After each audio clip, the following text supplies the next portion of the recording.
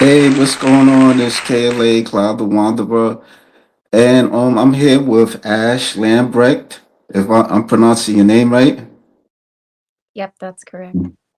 yeah, yeah. She's a NPC, OCB wellness competitor, and she's here to tell how she got into fitness and bodybuilding. And thank you for hopping on. And yeah, like you used to be a marathon runner.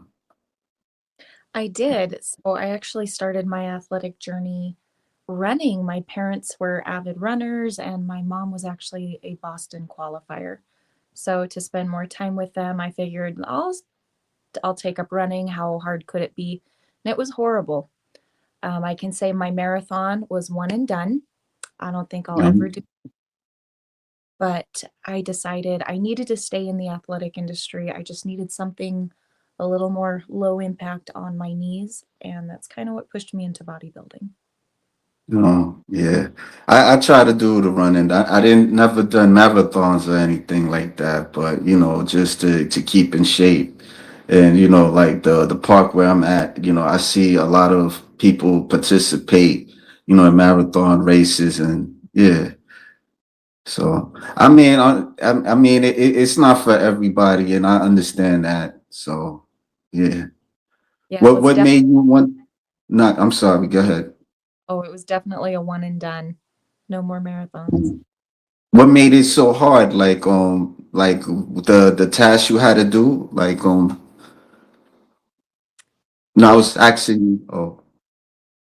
Oh, the marathon running, I think for me actually the hardest part was getting bored. It sounds really weird to say, but after like mm, 19, I was just bored with running. I'm like, okay, we've been running for a few hours and we still have like 7 more miles to go. And I was just underwhelmed by mile 19, which it sounds really weird to say. Of course, you're physically exhausted, but the mental exhaustion of just, I'm bored kind of sets in.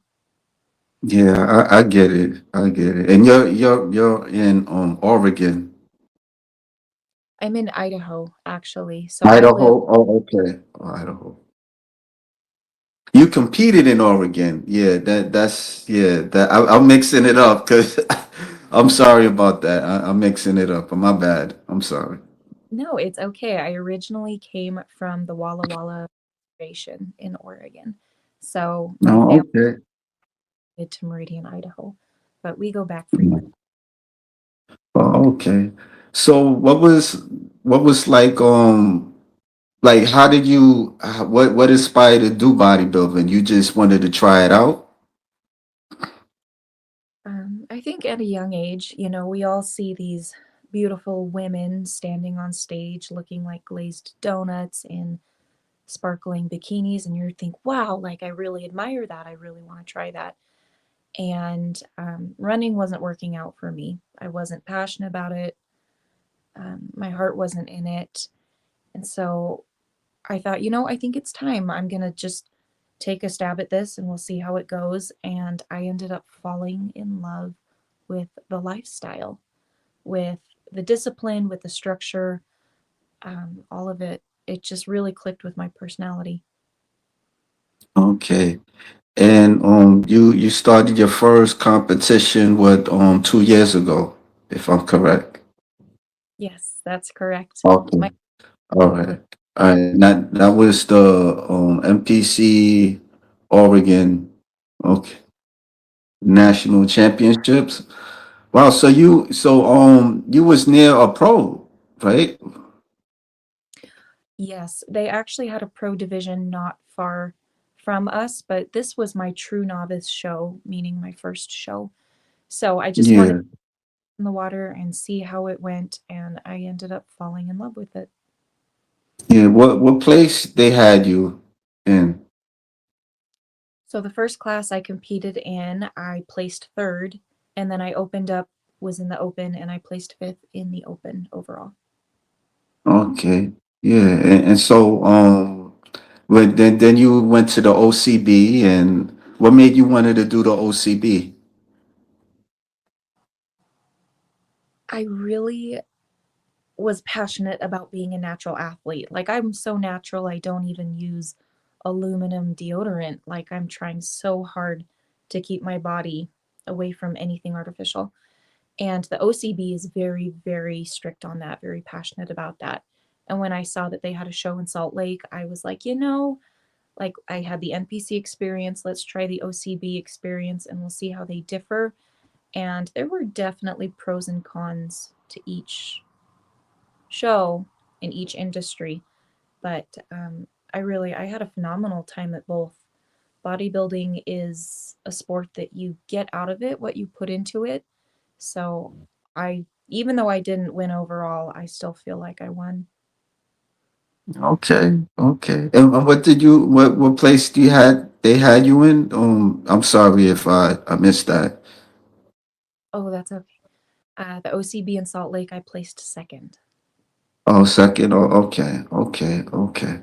So when did you became a so you oh okay you won this the Salt Lake the Salt Lake Natural. Oh, that was the show that you was in. Oh, okay. You just got like yeah. I thought you was a pro. I didn't. Yeah, you know. Sorry, Oh, okay. Yeah, pro. I seen the little medals and stuff. I was like, okay, she probably won, but you got you won like second place, but I get it. I get it. It's kind of it's bodybuilding. It's kind of very different. It's for like the average person to almost kind of grasp what's going on in the competitions. It took me a while to just understand a bit, entirely. I'm still struggle a little bit, but I'm trying to get there. I've been to a couple of shows with the OCB. I've been to in New York City. I've been to I'm sorry, the Big Apple, and I went to Atlantic City with the Double Down. So yeah, that's my first experience. I went there out of curiosity. I was interviewing somebody, and they competed in OCB, and I was like, let me check this out because it's right near my corner. So yeah, that's how I started kind of getting into OCB, talking to OCB competitors. Yeah. That's amazing. So what would That's how they get you. I went to see a show first too, and I was like, wow, this is incredible. No more. yeah, yeah. I mean, and I notice, they're more friendly. They're more friendly environment and stuff, and they award people like, especially if like the crew, helping, with the lighting or setting certain things up, and yeah, I noticed that they award people whether they competing or not competing. So yeah, that's pretty cool. Yeah, so it's like everybody's a winner. It seemed more friendly, so in there, family oriented and stuff. Because I do see regular people, then somebody like in like the IFBB or something like that. It's more you. I see in my experience, I've seen more bodybuilders in as the audience than regular people. Hmm. So yeah. So what was like preparing for your first show? Like did you had a coach along the way? I'm assuming you did.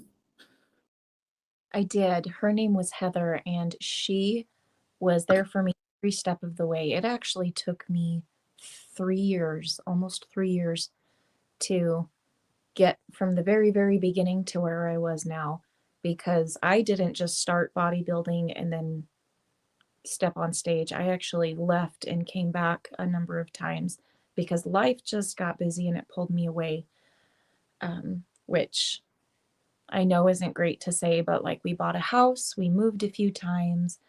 There were just a lot of life changes that happened there. So I had to revisit bodybuilding before I was able to start prep and then complete my show. But Yeah. it was wonderful. And I have a whole new respect for athletes who power through those life changes and still commit to their plan and still show up every day, because it's not for the faint-hearted. Yeah, yeah. And you're also married. Is this your husband, I'm assuming?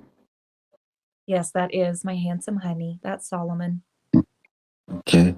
What was his reaction when you wanted to you know do bodybuilding? Like I'm assuming he went to your shows and he probably cheered for you.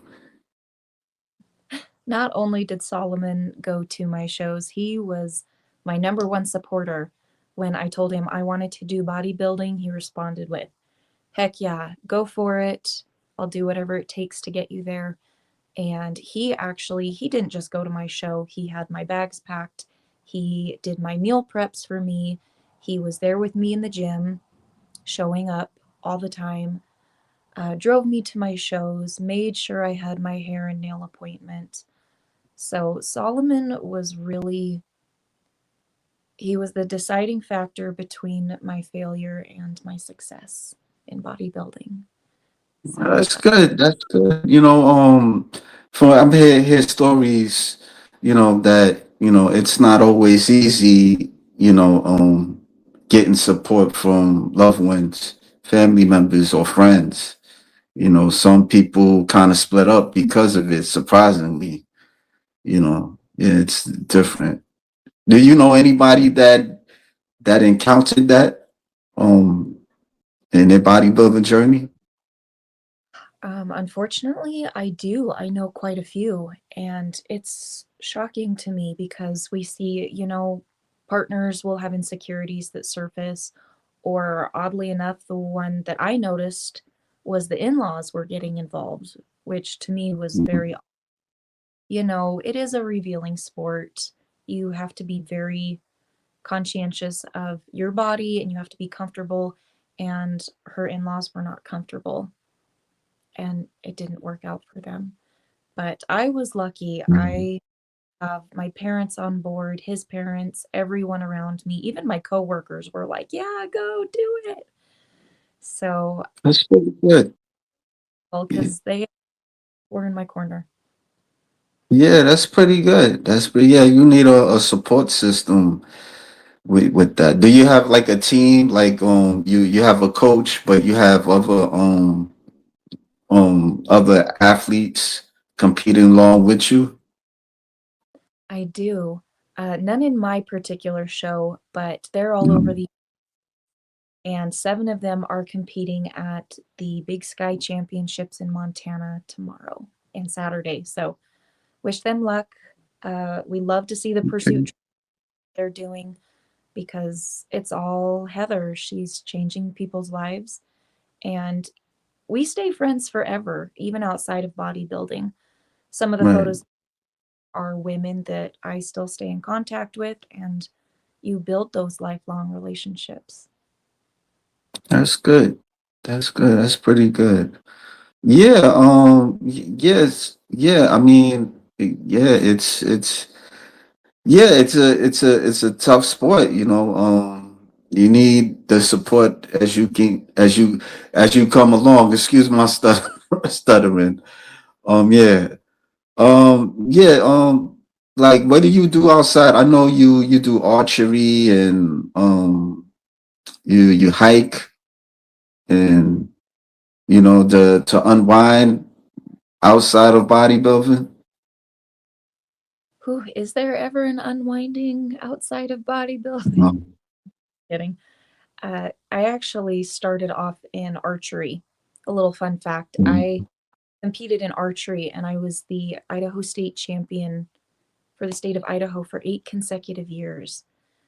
And I was really passionate about it, and I still am. And that's what I do to unwind. And I go to the mountains, and it's quiet. And I compete regularly. I'll be competing again in August. And doing archery, I actually developed a very defined back muscle. So when I entered the bodybuilding industry, I was met with a lot of, would you be more better suited in the figure class or in the physique class? And I thought, no, I want to do wellness for sure. So I worked my Mm, tail off to build that lower body definition because my back was done. It was ready to go. right. Yeah. Yeah, I mean, yeah, like, yeah, wellness is a unique division. You know, I know that you have to the lower body has to be bigger than the upper body, from what I know. Yeah, so do you want to just remain in wellness? That's the right division for you at this time? Okay. All right, that's good. That's good. And you also you're competing in 6 months. Yes. So I'm taking this time Okay. about lower body. Like I said, when I was hitting the gym, my upper body was more defined faster than I thought it would be because I always Okay. build there, but I want to hit lower body hard and come back and win my pro card. Yeah, yeah. I mean, it's not easy. Well, the OCB. I don't think it's that. I don't know. I don't think it's so tough to not get your pro card. I was talking to a young lady. She did her second show and she got her pro card. But I know everybody's different. But I know the NPC. It's really tough for somebody competing and getting a pro card. So would you want to? Well, you already did NPC. Would you still want to go back to the NPC and compete if you had the choice? I think so. I've decided after experiencing both industries, I would like to ultimately return to both. Um, there are pros and cons to each industry, and my personality type, I can mesh with both. So I figured I'm going to take it and run with it. Okay. Yeah, I wanted to go back to the archery thing. Like, so you're really good at that, huh? Like, yeah, yeah. I was watching, so I think I was watching a show and it was this archery, like something about archery, like in Japan they do that, and it's like really good concentration and stuff. I never did archery, so I just seen it on TV, and it's this superhero. He's called the Green Arrow. He's an archer and stuff. I Yeah. watch it. So yeah, yeah. That. Well, I mean, that like, how is that for you? Like, I know besides the competitive, the competitive side, but how is it like in general? Like, does it get your mind off of things like how bodybuilding is, or is it more what's the word? Yeah, I mean, is it like melodic? I don't know the word I'm trying to say. I'm sorry. Like, are you? Is it a meditation, like a meditated state when you do that? Because I know it's more of a focus, and then you got to hit the target and stuff. Yeah, that's cool. Yeah, like so you won some titles doing that. Yeah, just a few. I spent 4 years placing state in the girls' division, and then 4 years when I aged up into the women's division. I Mm. actually I beat my own mom because we were competing in the same division at that point, but no hard feelings. She's like, I raised a winner, and she was right. So I'm not good at many things, but I'm not a bad shot. I learned. So Mm. archery, it's it's a safe space for me mentally, emotionally, physically, where I can be in the mountains and I can be in the quiet and I can really focus intrinsically, not just what's happening with my body, but my mind too. Yeah, that's good. Walk me with the competitions. Like, how many people that you have to go up against in that. Um, it depends and it varies from year to year, but in the girls category, when I was under 18, it averaged anywhere from about 20 to 40 girls. And then in the women's division, it was about 30 to 40 women as well too. Okay. Do you gotta be like physically fit to do that, or I don't know. Definitely. So the way they have it set up is they have 3D archery targets set up out in the wilderness, like outdoors. And you have to be able to hike the terrain and carry all of your equipment with you. And I compete traditionally. So there are three major bows that essentially you can choose from. The compound is the one that you see with all the gears and the mechanisms, but the Mhm. longbow, the recurve are traditional, and that's what we see in Native American culture. So I compete traditional with the longbow and the recurve, meaning Um, kind of I don't use any additions, no enhancements. Um, it's just a stick bow. So you carry all of your equipment with you, and it's a long, hot day, but we make it work. wow, okay. How long you stay out in the wilderness? So competing for state is an all-day event, sun up to sundown. Oh, oh, okay.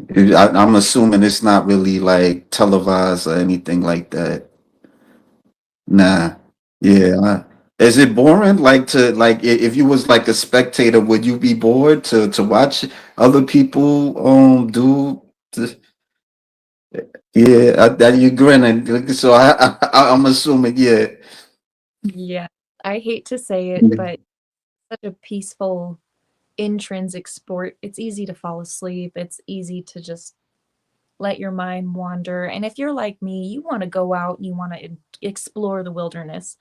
So spectating Yeah. can be rough. Yeah. Well, I can imagine. With like in bodybuilding, like how many competitors were on stage with you? Was it like three or not that many?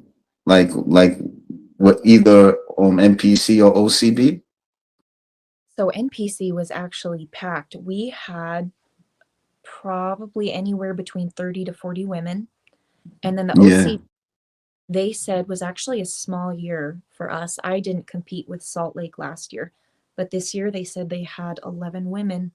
And last year they had 40 or 50. So I don't know what changed, but yes, us 11 girls actually all became good friends through the OCB.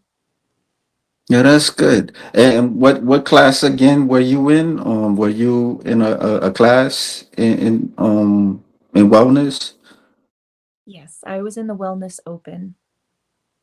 Oh, okay. Like, what was it like A, B, or something like that? Because I know they do the letters like class A, class B, class C. But I mean that's bikini. I think the bikini mostly do that, with the classes and stuff.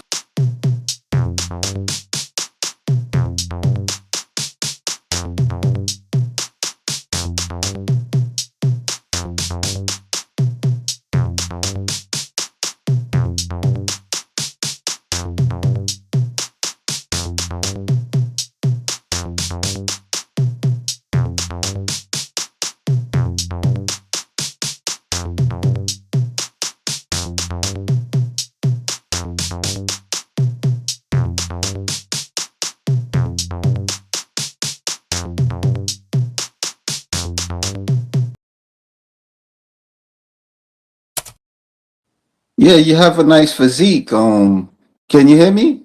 Can you still hear me? Okay. Yeah, you have a nice physique. Yeah. Yeah, Very like how far do you see how yeah, no problem. How far do you see yourself competing? I see myself competing as long as I can. I'd like to take a break to have eventually, but I be a lifelong sport for me. Okay. Like before bodybuilding, did you had any knowledge of it a bit? Like or any idea like people like Arnold Schwarzenegger or So I did. another female bodybuilder or anything like that that kind of inspired you? I was a big Ronnie Cole, and I still am. I Yeah, love yeah, all Ronnie, so I idolized yeah, him a lot. yeah. Yeah, he'd be picking up those heavy weights. I mean, it was to a point where, it kind of messed him up a bit, you know, yeah, for a while, So yeah, he picked up the weights. I used to grow up with Dorian Yates, Lee Haney, and other people. I forgot their names. I'm not great at names. Not really Arnold Schwarzenegger, but I used to watch his movies and stuff like that. But yeah, I seen Pumping Iron, and yeah, they also got Pumping Iron too. I don't know if you ever seen that one with the women. Nah, I had a feeling you was gonna say no. Usually the women, mostly they like the men more. They focus more on the men than the women and stuff like that. So yeah, but it came out like in 1984 or 1984, and it takes place from the 1983 Miss Olympia when they first had it, and the winner at the time was Rachel McLish. I think she won it, or Carla Dunlap, one of those two. And it introduced Beth Francis. She was a power lifter that turned into into a bodybuilder. And at the time, they didn't really they was trying to figure out the women's bodybuilding, where the how their look, and she didn't have that average look. They kind of they didn't really go for her look because she was a bit bulky. You know, so the idea was with her that she almost looked like a man. That's the easy way, the simple way of me saying it.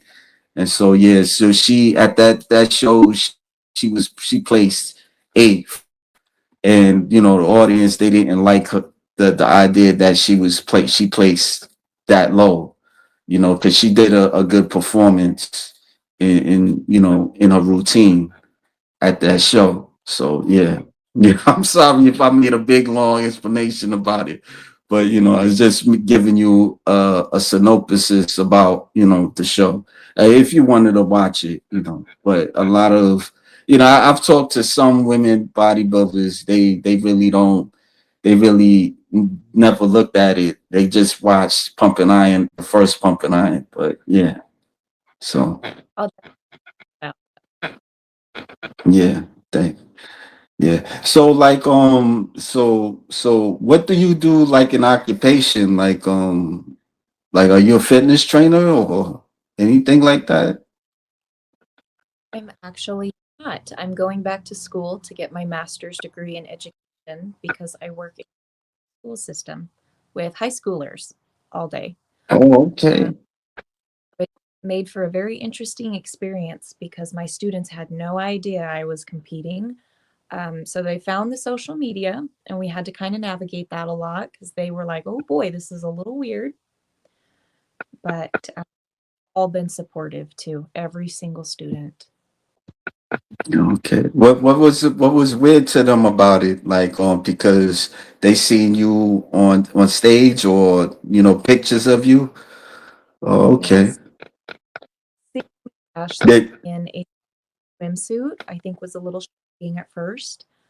But like, yeah, this is awesome. She's the best, and I would love it if they would come to a show, but I know that's not a great idea. So yeah. we'll If if it's guys students, they'll probably be like, "Wow, she's hot," on the down low and stuff like that. you know. yeah, we've come up before and appropriate. It helps that my also sports coach, so he's there in the mix saying, "Don't do that." Yeah, yeah, yeah, yeah. That's good. Well, what do you teach? What kind of curriculum you teach? Actually, I'm a counselor, so I work a Oh, lot with, setting up class schedules and working with students one on one. oh, okay. Oh, so you tutor them with like math if they're having problems with math or something. Oh, I you're like a guidance counselor. Yes, a resource counselor. So Oh, I okay, don't I got you. You kind of in and out. That I'm sorry, you was a bit in and out. I don't know. There we go. Yes, I Okay. don't teach. I did get my education in personal training.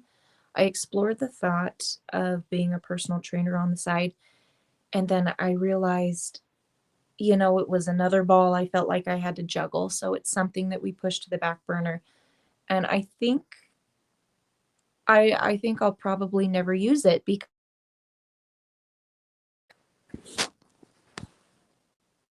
because I would prefer to just kind of focus on one career.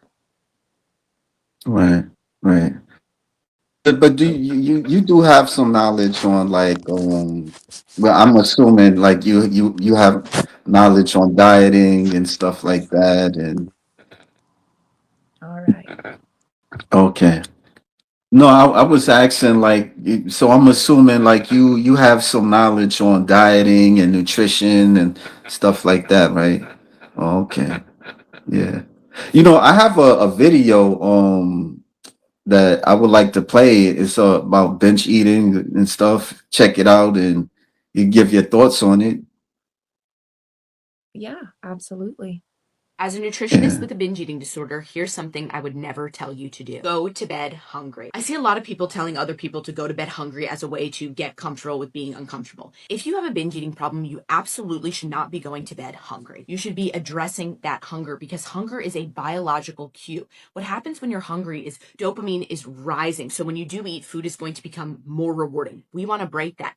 Ghrelin, your hunger hormone, is also rising. Your body becomes in this more reactive state. So your nervous system capacity, your ability to regulate around food decreases. When I examine my binge eating behaviors in context of the 6 key patterns I'm telling you guys to always think about, whenever I get hungry, I am at risk for binge eating. And I know this about myself, so I address this and I respect it. And so, for example, yesterday I had a full, nourishing meal and it was 9 p.m. and I was hungry and I was like, do I go to bed hungry or do I eat? It didn't even take me 2 seconds. I ate another meal because I knew that I had a hard workout and it was the start of my period. So I said, okay, maybe this is actually real hunger. And I had one meal. I didn't binge eat. I had one extra meal. And what that actually did was that increased safety within my body because my body was giving me this hunger cue and I fed it. So now my body knows, okay, when we're hungry, we're going to be fed. And that creates safety. And then so that's how I'm healing my relationship with food is because I'm making my body feel safe. I'm feeding it when it feels hungry. I'm not fighting it. And that's what's going to help your binge eating over time. Because, okay, guys, maybe I ate an extra 400 calories. Guess what? I didn't eat an extra 10,000 calories. And over time, my nervous system is feeling safer with me because I'm letting it know when we're hungry, you will be fed. I'm not fighting it. That is incredibly empowering for reducing binge eating behaviors. Yeah, do you go through that like with your prep or something like with bench eating or do you know anybody that had that bench eating experience? I know quite a few people who suffered from binge eating and just overall eating disorders in general during the bodybuilding. I can say I struggled with it. I did struggle with food noise a lot too. Those cravings were really easy to break, and craving certain foods in particular. It was really, really difficult for me to adjust to my meal plan and decide my favorite foods for later. But I was fortunate. I never struggled with eating disorder, but I worked closely with my doctor as well too. So during the bodybuilding, there was like hormone checking. I got my blood tested regularly to make sure everything was functioning normally, and just staying in contact with my doctor to make sure that I was still progressing in bodybuilding, but maintaining a healthy, sustainable lifestyle to go on and have kids one day and still just normally one day. Um, I actually ended up struggling with brain fog. It's the worst thing that Mm. I've ever been hit with is I'd be in the middle doing my lifting and I'd forget what I was doing. Like I'm in the middle of the exercise and I would forget what I was doing. So my kind of took a hit, or my mentality kind of took a hit there. Um, but no eating disorders on my end. So Yeah, I definitely I'm so- be careful yeah, I'm about that yeah. with the doctor. Yeah. Yeah, I'm sorry to hear about the brain fog thing. Sometimes, my mind, it kind of slips away a bit too. I gotta, yeah, I notice that sometimes I'll forget certain things. Yeah. So, how old are you, if you don't mind me asking? You seem very young, like in the early 30s. I am. I turned 32 this year. Oh, wow. And you get the brain fogs like that? Wow. I do. And it was, my doctor called it food noise. When I would have this brain fog, I'd be fixated on like a treat or like a milkshake or just my cheat meal that I couldn't think about anything else. I would forget everything, holding on to the thought of this one treat that I can have. Oh, wow. Would you say that's like a negative effect with being a bodybuilder, or I don't know. Um, for me personally, it was the brain fog was definitely a negative side effect, but it didn't last very long. For me, I think it was Okay. because I was so Okay. desperate for the peak week that once I did my reverse and I got my carbs in my system, a lot of my brain fog came back um, as I age, but I'm pretty sure that's just part of being a young adult. Okay. Yeah. Yeah. Yeah. Yeah. Yeah. I mean, like the thing I probably dealt with is overeating and stuff. So yeah, that's my thing. Just trying to be consistent in eating, like what's the word I'm looking for? Eat more healthier. That's the simple way of me saying that. Like without too much carbohydrates and sugar and yeah, stuff like that. That get fat. I'll get fat a little bit. So I'm trying not to do that. So yeah, yeah. Like with your family, would you say that they're more inspired with their eating habits with Absolutely. you? Okay. Yeah, it was a lifestyle change for all of us.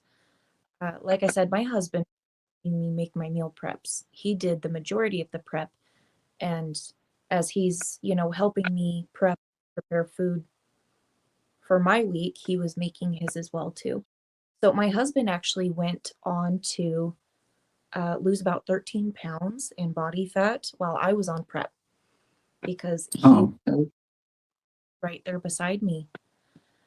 And I inspired a lot of people. That sounds very self centered to say, but we see people who fell out of touch with, their hobbies and the things they like to do and their athletics.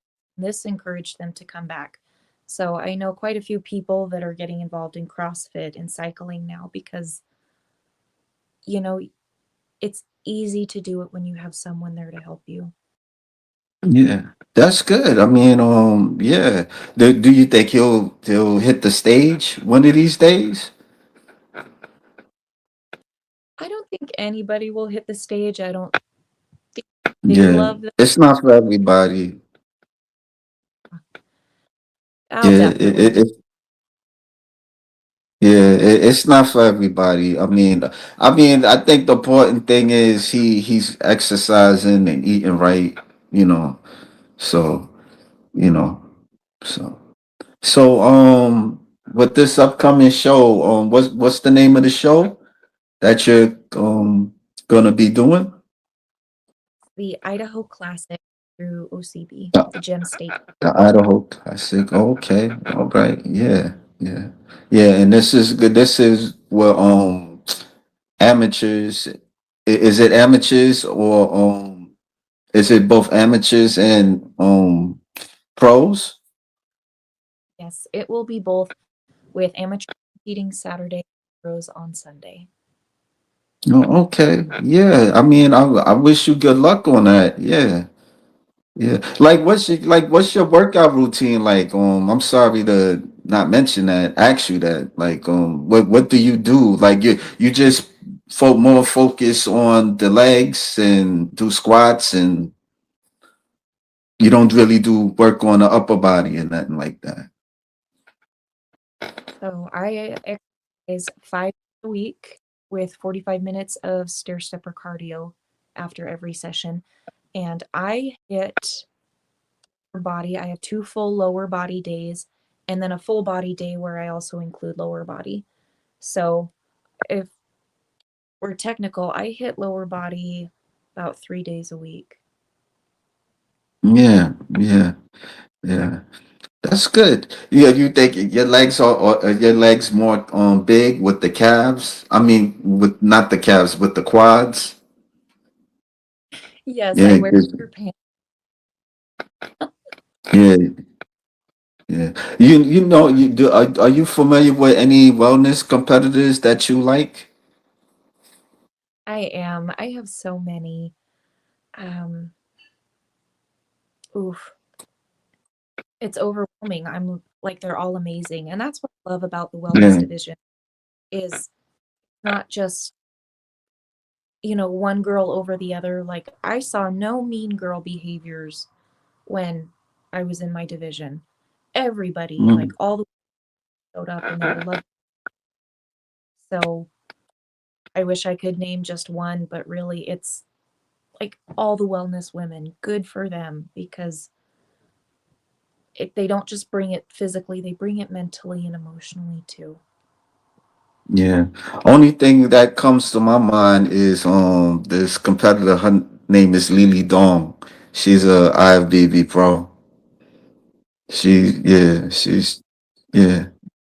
That's what comes to my mind because I used to like share her videos and stuff. So yeah, she comes to my mind.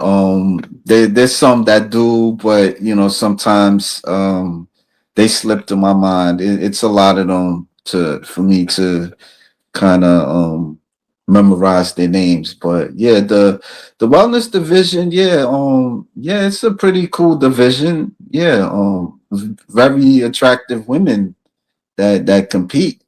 Yeah. So yeah, I mean, I think that's like a sport that I would say that showcase the beauty of female bodybuilders, if I can say that. So yeah. I would agree. I think they all showcase in their own way, but I relate to the wellness division so much as a woman that even though it's bodybuilding, I feel my most feminine and I feel the most connected to myself.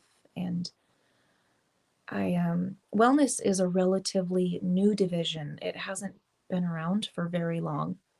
Right. So to see how far it's come and like these amazing physiques that it's producing is just like you got to hand it to the bodybuilding industry. They knew what they were doing making the wellness division because it's just exploding. Right. Yeah. I mean, there was a point, in bodybuilding, it was popular during the 80s and 90s, and after a while, it was less popular because, especially with the enhanced competitors, they would kind of be perceived as looking mannish. And so I think they wanted a division that showcased more feminine, more feminine, you know, than more masculine. So I think that's why you see all these divisions: bikini, fit model, and wellness, you know. So yeah, yeah. I've been to a show, the NPC Mr. Universe, and they had like this was past July 4th, and they had fit model, bikini, and wellness. So yeah. So I didn't know any of the competitors, but some of but some of them got their pro cards. A lot of them they get their pro cards at that. It was an NPC show. So yeah, yeah. I It's might, huh? oh, I was gonna say it's good to see the fit model coming into the industry as well too, because at the shows, fit model has drastically changed the dynamic of shows in a good way. So Mm, I'm excited to see how that one grows too. It's not for me, but I love it. yeah. I'm happy to see it there. I'm glad you got to see one. Yeah, I mean, a lot of people not too crazy about it. You probably be aware, you might aware of it, but a lot of people, especially like hardcore bodybuilding fans, because you know there's a lot of devotion to the women bodybuilders, and they don't get that many shows. Their shows have been cut, so you know a lot of them not really feeling fit model like that, but I mean, it's nothing nobody can do about that. So, you know, so yeah. Well, I mean, I don't want to take you hostage. I really appreciate you sharing your fitness journey. Yeah. Is there like any advice you can give to somebody that want to start their bodybuilding journey? Absolutely. I would say go for it. The only place you can go with bodybuilding is up. Like it's just continuous improvement. So start today, start tomorrow, and make it your happy space because your life will only improve. And don't hesitate to reach out with questions, comments, concerns. Like, I think as a bodybuilder, one of the best things that you can do is just have other people's back. It can be a lonely sport if you're not careful because Yeah. it's an interpersonal sport. So find your people and find your happiness and just stick to it. Yeah. Well, thank you again, and hopefully we talk in the future. Absolutely. Thank you so much for having me and thank you for supporting all of the female athletes out there. I try. I appreciate you giving me your input. Thanks again. Thank you. Have a All good right. night. Talk to you soon. You too. Bye. Bye.